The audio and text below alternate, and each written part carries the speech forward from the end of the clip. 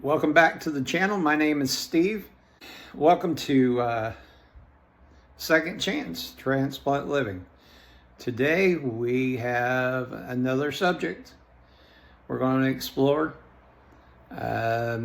something that we've all faced every day during this transplant journey. So buckle up. Here it comes. Okay, today, guys, we're going to talk about fear and anxiety. And anybody that's on this journey, whether you're pre or post-transplant, you know what I'm talking about. All those fears that follow you around every day. Your anxiety that's through the roof. Your body's changing. Your mind is getting cloudy.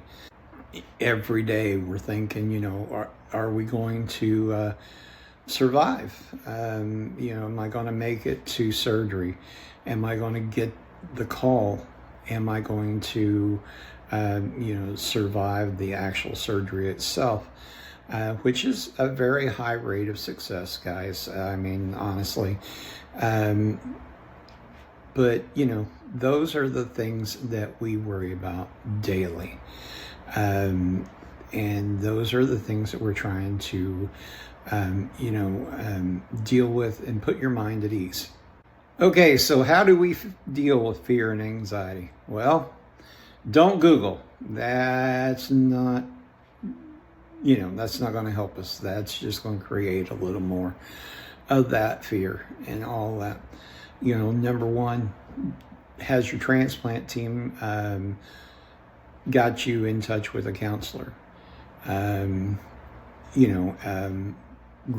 We had a group that was pre and post transplant that we were able to talk together, everybody together, and different transplants, heart, lung, everything together, liver, all of them together, and kidneys. So they shared their journey, and along with us sharing our frustrations, and they tried to ease our minds on the process and everything. So that's number one. Get yourself a one-on-one counselor to deal with those things that that drive you crazy. I know that when I was going through it, just even the simplest phone call, because people did not understand. They would call daily. How are you doing today? How are you doing?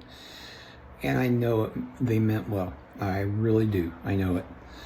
But it grated because we were just having that same conversation every day. And when you're on I wasn't on the transplant list for 8 years, but I was on it for 1.5 years. And when you have that same conversation for 1.5 years daily, sometimes 2 and 3 times a day, I had to adjust some of those calls, wouldn't take them, or ask them to, keep them at a minimum, because, it was honestly just got to that point. So if you need to, guys, don't be shy and say, hey, I understand, but for my sake, I need to, kind of back off of this for a while. Another thing that can be daunting is the wait itself. Because along this journey, as many of you have experienced, you don't just get one call. You're going to get what we call trial runs. We get 1 or we get 10. Some people get lucky and they get on the first call. I myself, it took 5 calls and 1 year and 2 months before I got my transplant.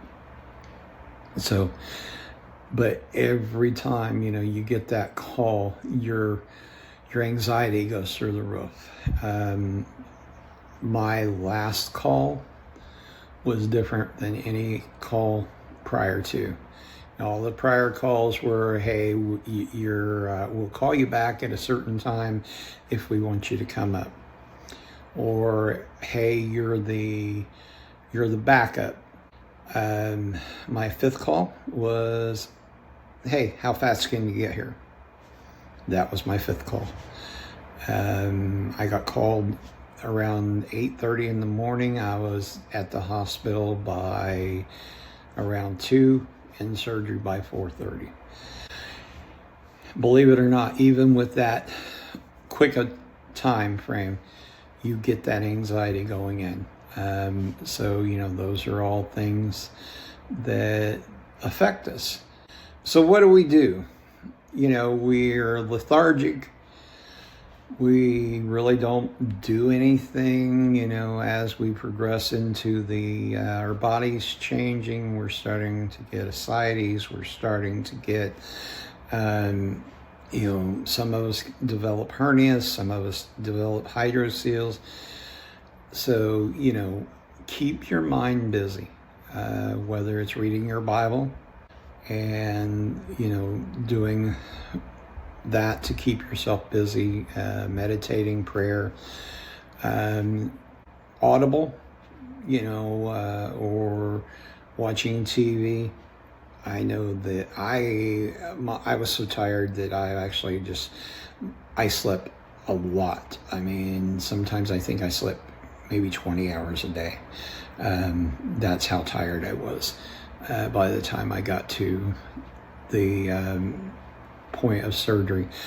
I had a lot of ammonia buildup, and I was on lactulose for to try to help that. I had the ascites, and I was getting 5 to 7 liters pumped out every 3 weeks, and I got a hernia, and I got a hydrocele.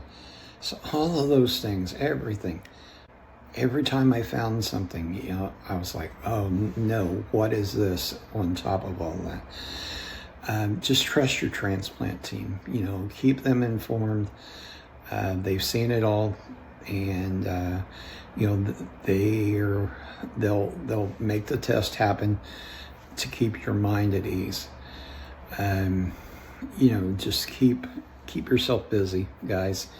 That's one of the things that, it's going to help us along this journey, as well as, seeing a counselor on a regular basis. I saw mine, I think, once a month, but, it depends on really how you need the guidance.